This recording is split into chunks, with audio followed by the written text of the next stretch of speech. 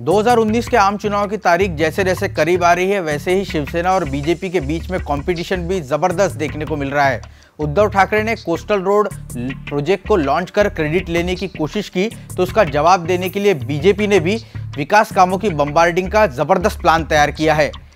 उत्तर प्रदेश के बाद अगर देखें तो महाराष्ट्र 48 सीटों के साथ दूसरा सबसे बड़ा राज्य है और यही वजह है कि बीजेपी ने महाराष्ट्र में अपना फोकस जो है वो बढ़ा दिया है।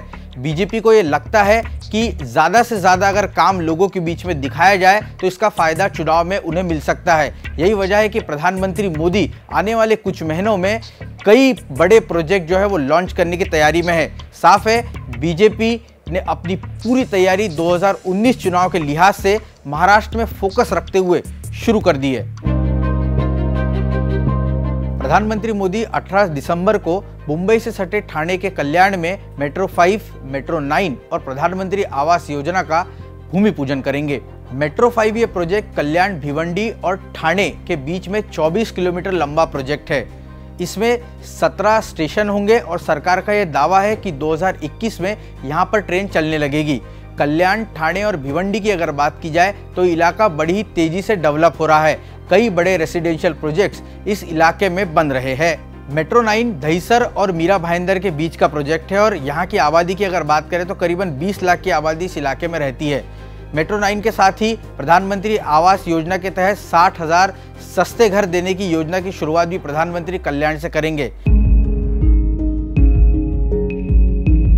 प्रधानमंत्री अगले महीने फिर महाराष्ट्र में पहुंचने वाले हैं और नागपुर मुंबई समृद्धि एक्सप्रेसवे कॉरिडोर का भूमि पूजन करने के लिए प्रधानमंत्री जनवरी महीने में महाराष्ट्र में होंगे। 32,000 करोड़ के इस प्रोजेक्ट से विदर्भ और मराठवाड़ा के लोगों को फायदा मिलने की उम्मीद है और बीजेपी भी इस प्रोजेक्ट के जरिए अपना सियासी फायदा ढूंढ रही है। 2014 के चुनाव में बीजेपी ने इन दोनों रीजन से अच्छी खासी सीटें अपनी झोली में डाली थी।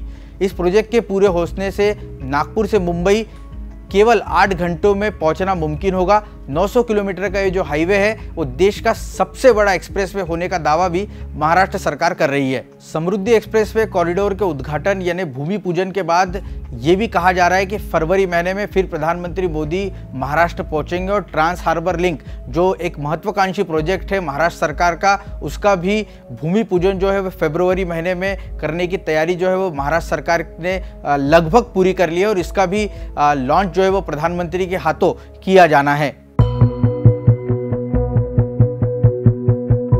बीजेपी की तरह ही शिवसेना ने भी कई प्लान तैयार किए हैं और जिसमें एक महत्वपूर्ण प्रोजेक्ट है वो मुंबई के महालक्ष्मी रेसकोर्स पर एक भव्य गार्डन बनाने का। शिवसेना अध्यक्ष उद्धव ठाकरे कई बार मुंबई के महालक्ष्मी रेसकोर्स पर एक भव्य गार्डन बनाने की बात कह चुके हैं, लेकिन फिलहाल ये मामला राज्य सरकार के पास अटका हुआ है। अगर राज्य सरकार परमिशन दे देती है तो शिवसेना अध्यक्ष उद्धव ठाकरे जल्द ही चुनाव से पहले इसका भूमि पूजन जो है वो करने की जुगत में है। तो साफ तौर पर दोनों पार्टियों के बीच में विकास कामों को लेकर जबरदस्त कंपटीशन जो है वो फिलहाल देखने को मिल रही है।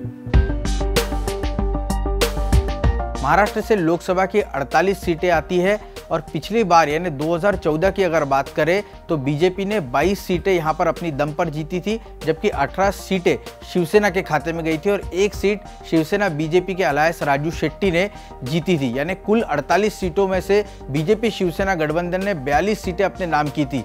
लेकिन फिलहाल जिस तरह से शिवसेना और बीजेपी के बीच में नोकझोंक दिखाई दे रही है, उससे तो यही लगता है कि 2019 के चुनाव में दोनों पार्टियों के बीच जो गठबंधन है उसमें कहीं ना कहीं दिक्कत लग रही है। यही वजह है कि बीजेपी ने अपनी रणनीति अलग तरीके से गढ़ना शुरू कर दिया और विकास कामों को लेकर बीजेपी महाराष्ट्र में एग्रेसिव दिखाई दे रही है। बीजेपी को ये लगता है कि प्रधानमंत्री मोदी का जादू फिर महाराष्ट्र में 2019 के चुनाव में चलेगा और विकास कामों को अगर लोगों तक लेकर गए तो इसका फायदा ज़्यादा से ज़्यादा सीटें जीतने में बीजेपी को होगा, अगर शिवसेना 2019 के चुनाव में बीजेपी के साथ नहीं भी आती है तो।